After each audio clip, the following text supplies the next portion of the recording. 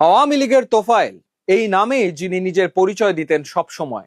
৭৭ বছরের পুরনো এই দলটিতে উত্থান পতন কম হয়নি। নিষেধাজ্ঞার খড়গ এসছে ৪ বার, ভাঙন হয়েছে এরও বেশি, কিন্তু কখনো নৌকা ছেড়ে নামেননি তোফায়েল আহমেদ। আজীবন নৌকার হাল ধরেই থাকতে চেয়েছেন। আজ মৃত্যুর মধ্য দিয়ে তার সেই স্বপ্ন পূর্ণ হলো। ১৯৪৩ সালের ২২ অক্টোবর বাংলাদেশের একমাত্র দ্বীপ জেলা ভোলার কোড়ালিয়া গ্রামে মৌলভী আজহার আলী এবং ফাতেমা বেগমের দরিদ্র পরিবারে জন্ম নেন তোফায়েল আহমেদ। মাত্র ১৪ বছর বয়সে ১৯৫৭ সালে ভোলা সরকারি কলেজ মাঠে হোসেন শহীদ সোহরাওয়ার্দী এবং তরুণ বঙ্গবন্ধু শেখ মুজিবুর রহমানের ভাষণ শুনে রাজনীতিতে জড়িত হন। ঢাকা বিশ্ববিদ্যালয়ের মৃত্তিকা বিজ্ঞানে পড়ার সময় ইকবাল হলের ক্রীড়া সম্পাদক নির্বাচিত হন, পরে হন হলের ভিপি এবং এই পদ ধরেই ডাকসু ভিপি।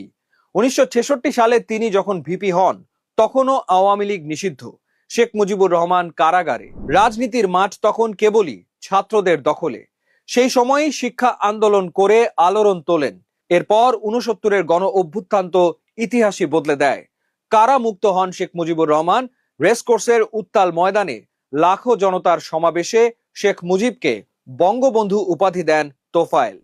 ৭০-এর নির্বাচনের পর আসে ৭১-এর মুক্তিযুদ্ধ। বঙ্গবন্ধুকে বন্দী করে নিয়ে যাওয়া হয় পাকিস্তানে।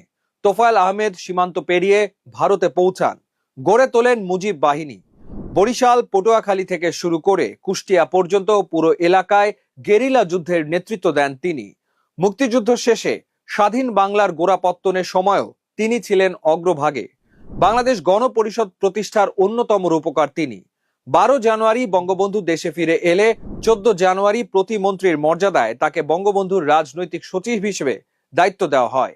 যুদ্ধ বিধ্বস্ত দেশ পুনর্গঠন, আন্তর্জাতিক স্বীকৃতি আদায় এবং অভ্যন্তরীণ প্রশাসনিক নীতি নির্ধারণে তিনি বঙ্গবন্ধুর অন্যতম প্রধান সহযোগী ছিলেন। ১৯৭৫ সালের ১৫ অগাস্ট জাতির পিতাকে সপরিবারে হত্যার পর তোফায়েল আহমেদের নামটা উঠে আসে নানা বিতর্কে। তোফায়েল আহমেদ তখন কোথায় ছিলেন এই শিরোনামে তখন রাষ্ট্রীয় গণমাধ্যমে চলে হীন প্রচারণা। তাকে বানিয়ে দেখানো হয় রক্ষী বাহিনীর প্রধান থেকে শুরু করে আঞ্চলিক কমান্ডার সহ নানা কিছু হিসেবে। কিন্তু তিনি পালিয়ে যাননি। তৎকালীন সরকার তাকে গ্রেফতার করে টানা ৫ বছরের বেশি সময় বন্দী রাখে। আরেক বিপদ আসে ২০০৭ সালে। ১/১১ সরকার রিফাইন্ড আওয়ামী লীগ গঠনের উদ্যোগ নেয়। তোফায়েল আহমেদকে আওয়ামী লীগ থেকে সরিয়ে দেওয়ার চেষ্টা করা হয়, কিন্তু তোফায়েলের সোজা কথা, মরতে হলে আওয়ামী লীগের তোফায়েল পরিচয়ই মরব। অবশেষে দীর্ঘ রোগ ভোগ শেষে আজ তার নৌকা চলল অনন্তের পথে। ইন্না লিল্লাহি ওয়া ইন্না ইলাইহি রাজিউন। তোফায়েল আহমেদের রাজনৈতিক যাত্রা যখন শুরু হয় তখন আওয়ামী লীগ নিষিদ্ধ ছিল, আর যখন শেষ হলো তখনও আওয়ামী লীগের কার্যক্রম নিষিদ্ধ।